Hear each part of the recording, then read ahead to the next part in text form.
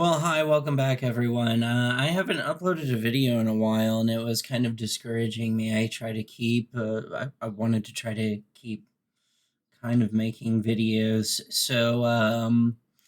I, going through social media, I realized something very interesting. If you read your news, you'll get a lot of the information that you see a lot of these social media people covering. Uh, two Sometimes 2 days, sometimes as much as a week in advance before the social media people cover it. And for some reason, like, you can post links to articles and stuff, but people won't read them. If you post a video of like AI reading it out loud or something about that, um, then people will actually listen to it. So it seems like people need sort of an audio visual representation of news and media for them to absorb it rather than simply reading it. It seems like people don't read their news or media much anymore. Not something I think that is good about social media. But this one is about how conservatives and Democrats both blocked Trump's big tax breaks bill, or what he calls his big beautiful deal. So we're gonna look at that.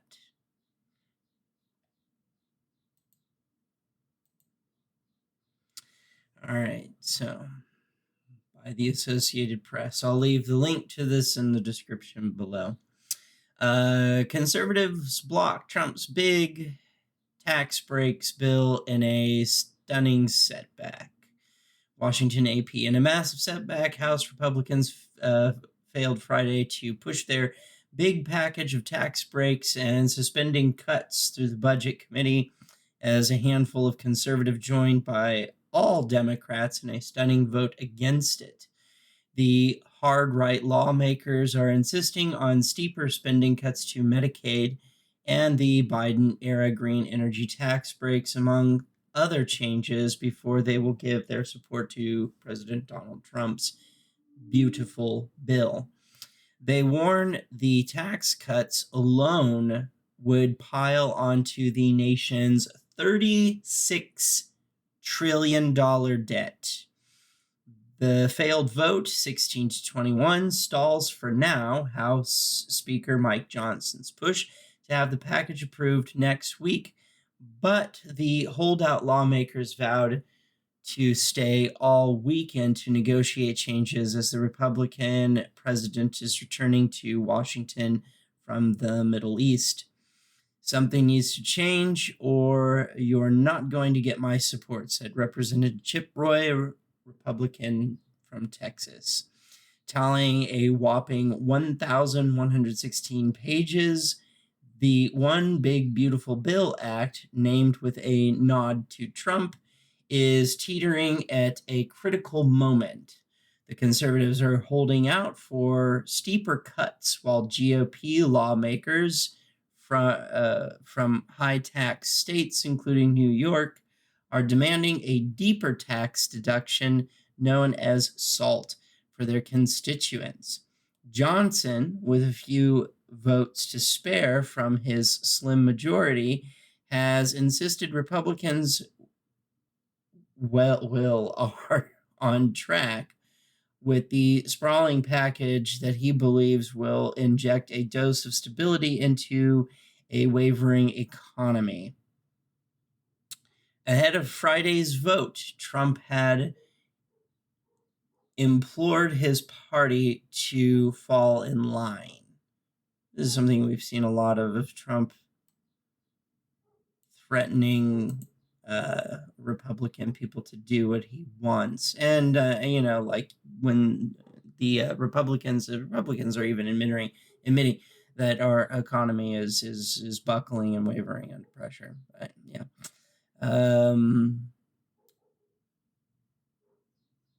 Quote, Republicans must unite behind the one big beautiful bill, the president posted on social media. We don't need grandstanders in the Republican Party. Stop talking and get it done. Democrats slammed the package as a big bad bill, or as Representative Pramila Jayapal, Democrat from Washington, called it one big beautiful betrayal. They emphasized that millions of people would lose their health coverage and food stamp assistance if the bill passes, while the wealthiest Americans would reap enormous tax cuts. They also said it would increase future deficits. That is bad economics. It is unconscionable, said Representative Brendan Boyle, the top Democratic lawmaker on the panel.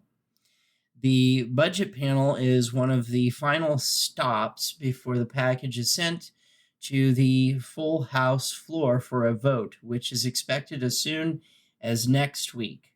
Typically, the job of the Budget Committee is more administrative, as it compiles the work of 11 committees that drew up various parts of the big bill.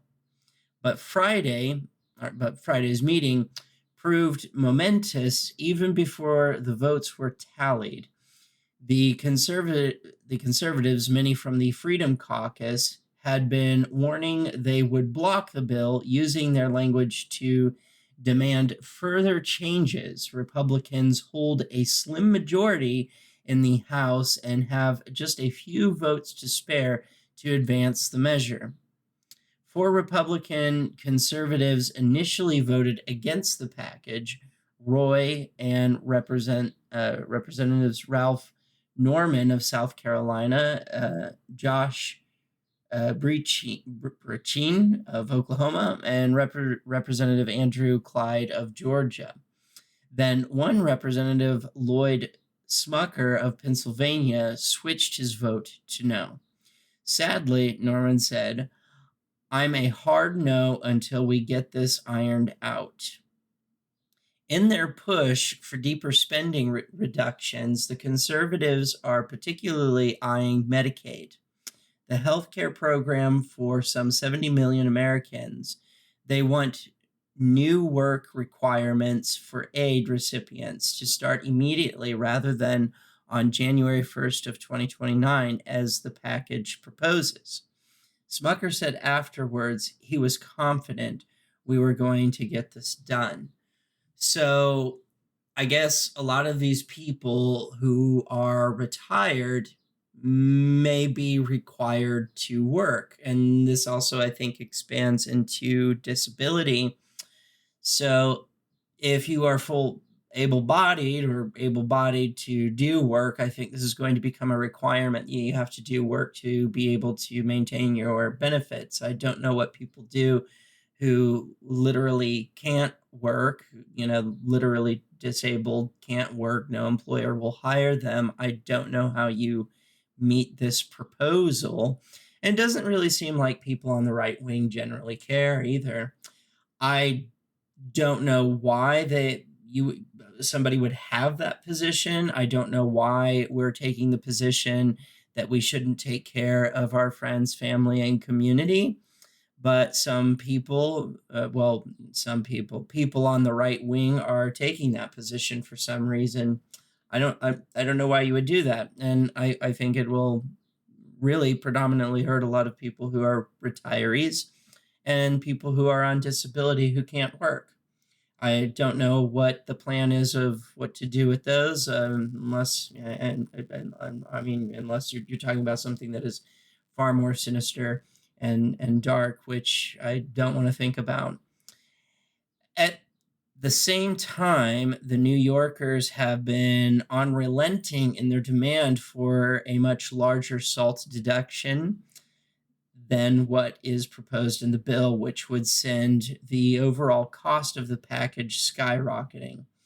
Those talks are also underway. That's another thing. I thought the deficit of this country was a big issue for people on the right, but when the national deficit goes up to $36 trillion, apparently that's not an issue. I mean, it could be said as much as they like that it has nothing to do with when it's fine when they do it, but not when the other party does it. But I mean, at this point, it's like it's just getting really hard to fall for that narrative because it just seems to be so abundantly clear that that's what it is.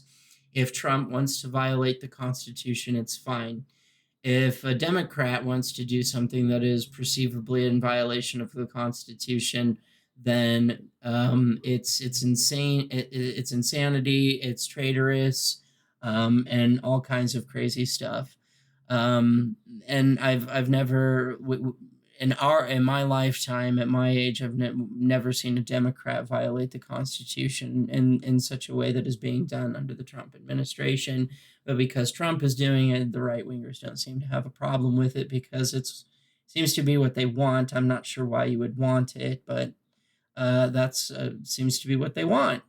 Um, Trying to listen to the arguments from the right wing, trying to understand it, it doesn't make any sense. It doesn't, can't make heads or tails of it. And there seems to be this perpetual circular reasoning, these sort of non sequiturs and constant shifting the goalpost and constant deflection and constant hypotheticals into the future. And yeah, like I don't just no, looking at the facts and things that are present on the table, it's like no, all of this is very very bad. Human rights aside, economically speaking, it's bad. And being a person who does look at human right violations, like this is very very bad. Um, as it stands, the bill proposes tripling what's currently a $10,000 cap on the state and local tax deduction, increasing it to $30,000 for joint filers with incomes up to $400,000 a year. So if you are married and between the two of you, you do not make $400,000 a year, this does not apply to you. If you are a single filer and you make $30,000 a year or more, then I guess it applies. That's weird.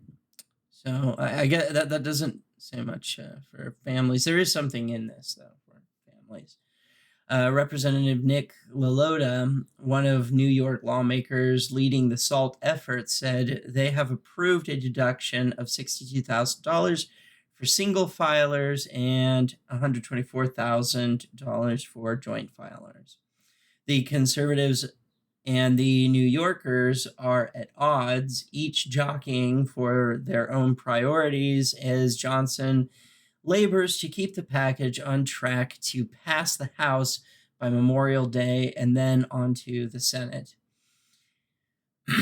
At its core, the sprawling package extends the existing income tax cuts that were approved during Trump's first term in 2017 and adds new ones that the president campaigned on in 2024, including no taxes on tips, overtime pay, and some auto loans. Some auto loans. I'd be willing to bet that's probably Tesla.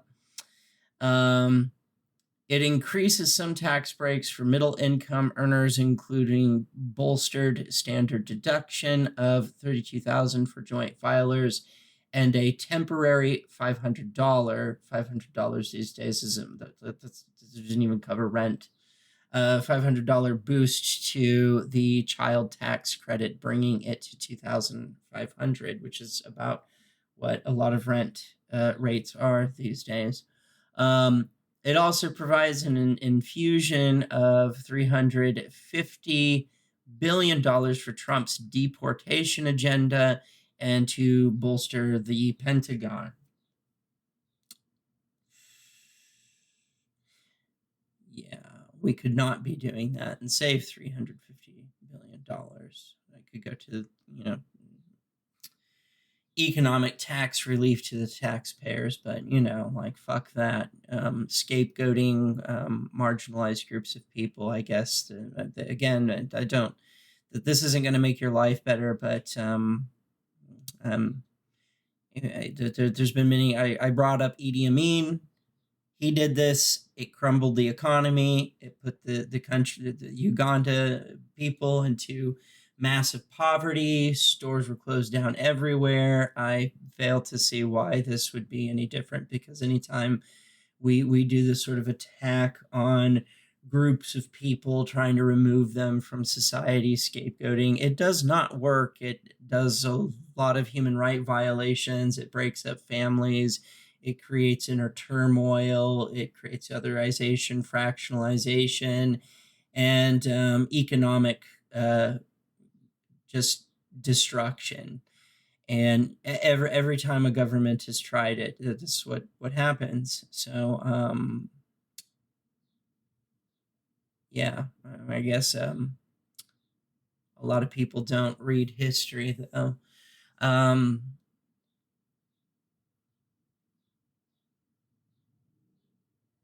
To offset more than $5 million in lost revenue, the package proposes rolling back other tax breaks, namely the green energy tax credits approved as part of President Joe Biden's Inflation Reduction Act.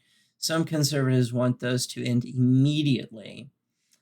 I really kind of wish they would not call it green energy, because it's kind of been used to politicize it as sort of environment friendly leftist type stuff. And in reality, so the stuff that is green energy, like if we called it brand new, innovative, cutting edge technology, which is what it is, I wonder if politicizing it would be harder to do. Like that's one of the things that has gotten America out in the past of economic hardship, was technological and engineering advancements. And a lot of these technologies that we're calling green energy are just that, where America could become the biggest producer of this cutting edge innovative technology, and doing things like just completely gutting the green energy tax credits makes it really, really difficult to invest in these new technologies that are very cutting edge and innovative and new. Yeah. So the package also seeks to cover. Also, this is not free market capitalism. Like, like I thought free market capitalism was set up to be able to have competitive products that out with the old and with the new, things that are better come along, people vote with their dollar, blah blah blah blah blah. If these new technologies that are coming out are better, more effective, cheaper, easy for the citizens of a country, it seems like the old ways, the old products are being challenged as their effectiveness. And instead of letting the free market decide that, they're like, no, we have to crush it. They don't even want these new technologies to even compete in the market, which that's not my understanding of how that free market thing works. So this is what I mean, like all these non sequiturs, moving the goalpost, just doesn't seem like there's any fixed values or principles at all. It's just hate, just hate and whatever. um, the package seeks to cover the cost by slashing more than $1 trillion from healthcare and food assistance programs over the course of a decade, in part by imposing work requirements on able-bodied adults. I was talking about that earlier. So they're going to screw over people who are retirees and disabled, and maybe some of them can work, but the thing is the market's been so deregulated that companies can now openly discriminate against people with disabilities. How are they even going to get a job? So, I mean, you might as well just come right out and say, like, we're taking your health care and your food assistance away, period, full stop. And what are those people supposed to do? I don't know. I don't think right-wing people care unless it affects them directly. The people who it affect directly care because I think a lot of these people are very self-oriented and self-serving. And as much as they may talk about friends, family, community, and stuff like that, when it comes down to it, I think a lot of these people are very self-serving, self-oriented, sort of narcissistic, me, like walking me boxes is what it seems to be.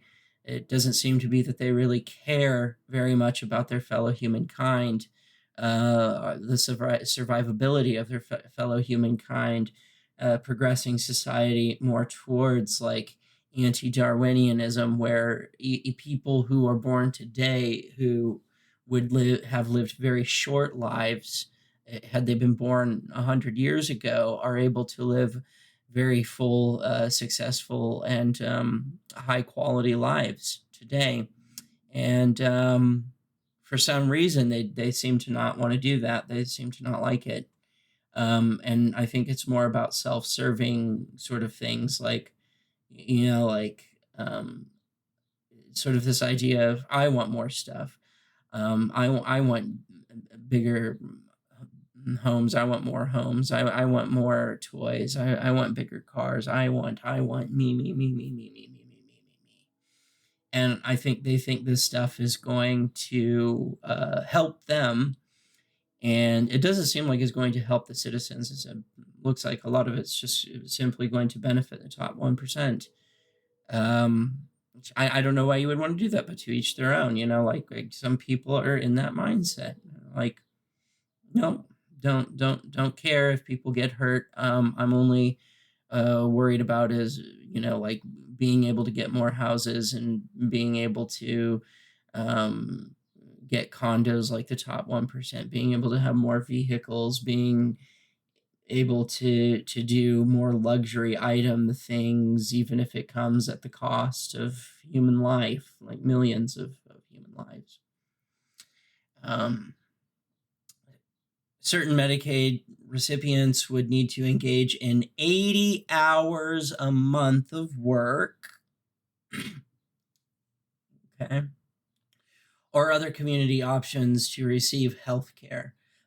Older Americans receiving food aid through the Supplemental Nutrition Assistance Program, known as SNAP, would also see the program's current work requirement for able-bodied participants without dependents extended to include those ages 55 to 64.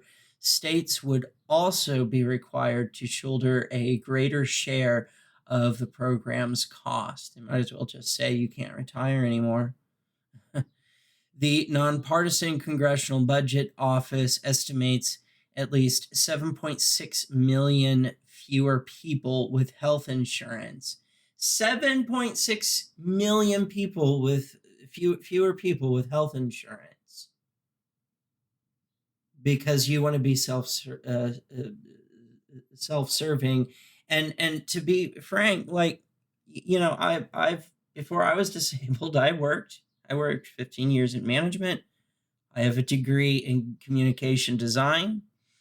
I've studied 2 years of photography. I've studied art. I've studied environmental science, psychology, logic and critical thinking. I've done a lot of stuff in my life. I've paid taxes, and looking at the tax dollar amount that they have taken out of my paychecks, I'm aware of what they have taken out of my paychecks over the years, and I can tell you, if they didn't take that tax dollar amount, the amount of money that I would have in my pocket as a result of not paying taxes would not be some life changing event. It wouldn't mean that suddenly we get to move into a house. It doesn't mean suddenly we get to own more cars. It would mean that money wouldn't be quite as tight, but it wouldn't mean that you move to a different income bracket or something like that, unless you're like right on the cusp of one.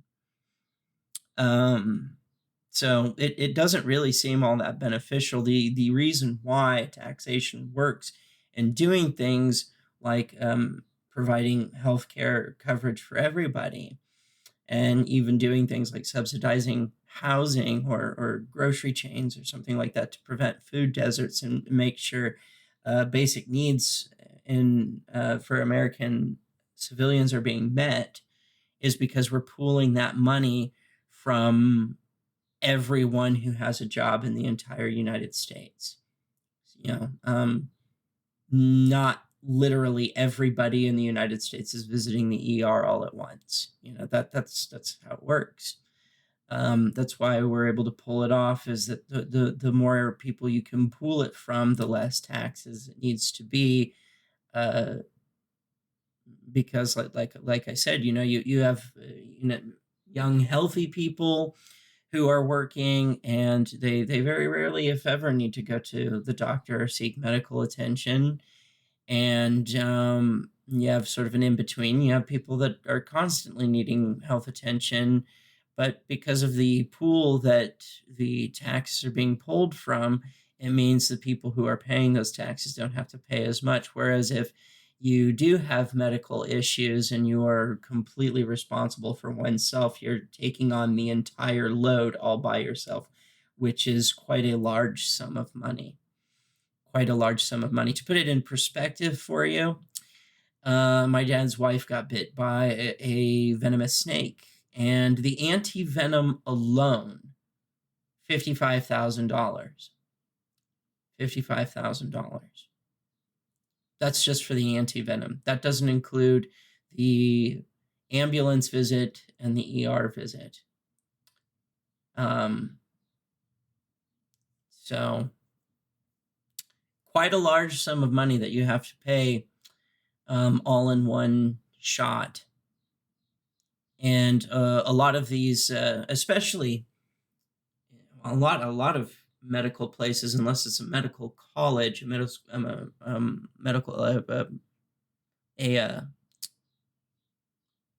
school hospital, like a medical college, a lot of these doctors' facilities and hospitals are being bought by private companies, and they operate like private companies, as I've come to learn in my many years in management. And they operate off of profit margin, and they love to see perpetual economic growth. They, like, oh, we made, like 2% profit this last year. Our next goal is to increase the profit by at least let's say 2.5% more this year. So your doctors start sounding like used car salesmen and start demanding that you do on needed tests, instead of just doing a simple test where they put a blinking light around you and stuff, or like a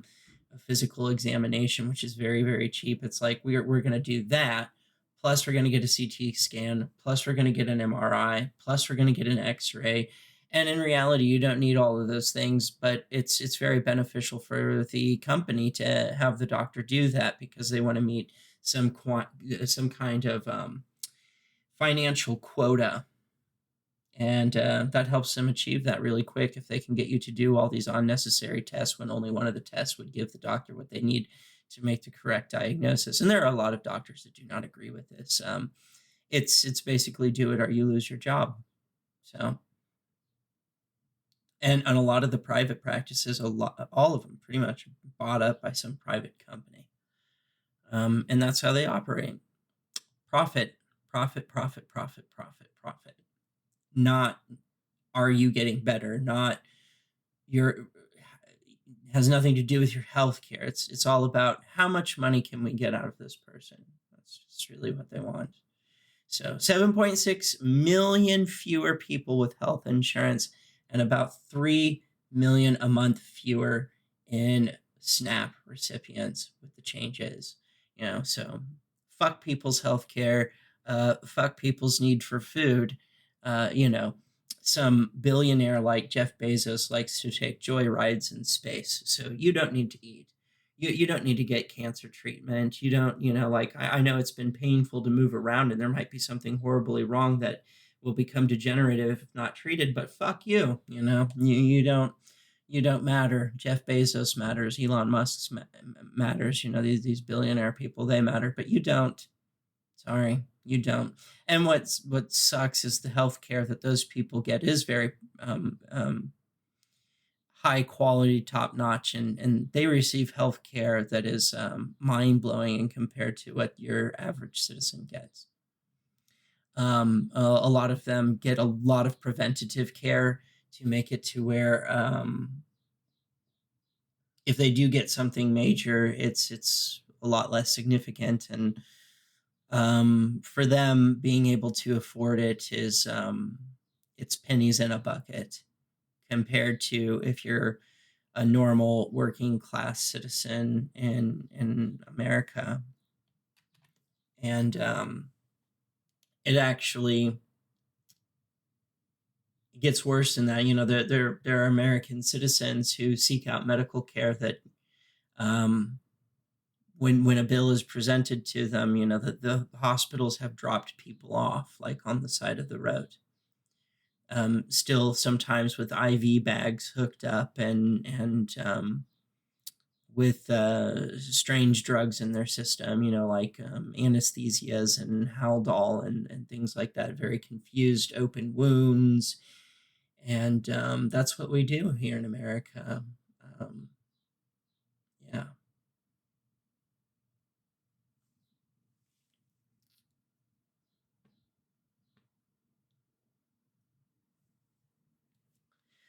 $3 million a month fewer SNAP recipients with the changes.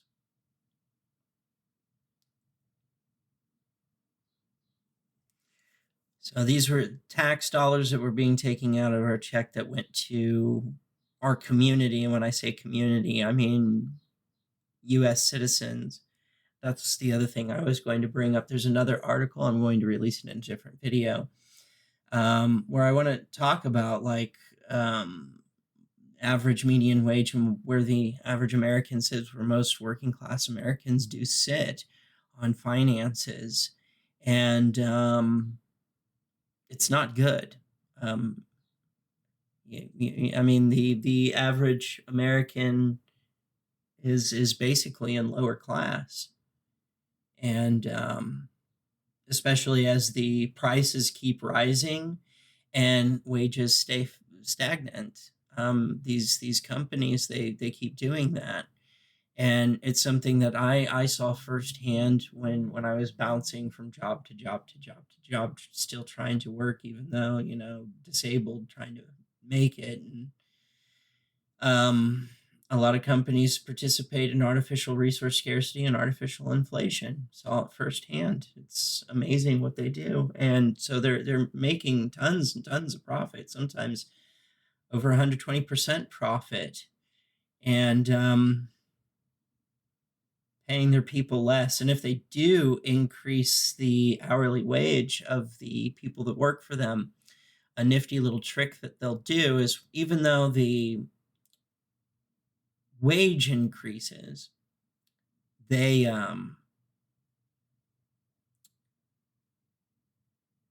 will reduce the staffing. So the staff will be making more money, but you go from having 10 people, which is adequately needed to do the job, down to 5 people, which is not adequate enough manpower. to do the job. Labor hour, man hours. So anyway, dark shit. I would personally like my taxes to go to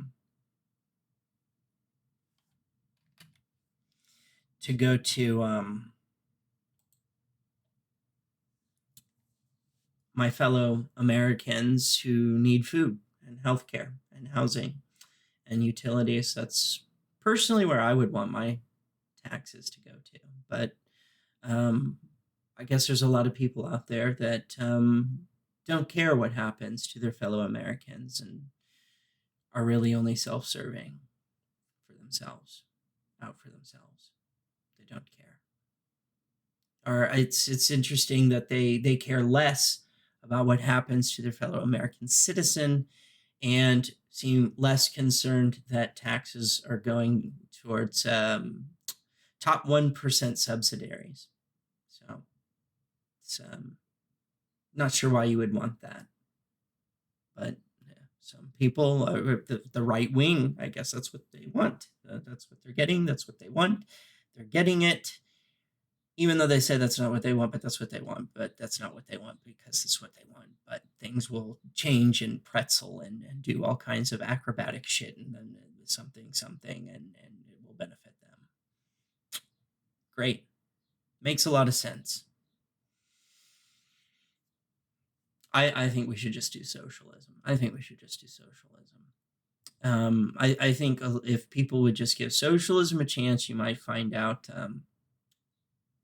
that it's so beneficial. You might find that you actually like it.